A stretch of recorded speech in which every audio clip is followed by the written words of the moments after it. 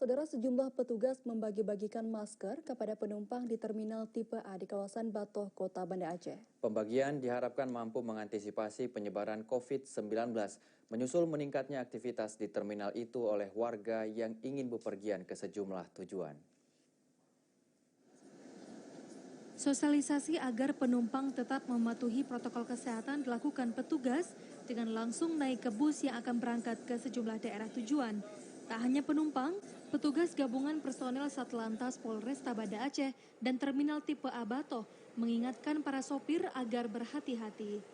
Selain mengantisipasi penyebaran COVID-19 dari pelaku perjalanan, kegiatan ini merupakan upaya mengurangi kasus kecelakaan di jalan raya. Target ini sesuai program Direktorat Lalu Lintas Kepolisian Daerah Aceh. Menurut Kasat Lantas Polresta Banda Aceh, sosialisasi akan rutin dilakukan khususnya saat musim libur, seiring dengan meningkatnya warga yang akan bepergian. Saat ini sampai dengan seterusnya apabila ada hari-hari besar maupun hari-hari biasa, kita tetap melaksanakan himbauan maupun sosialisasi.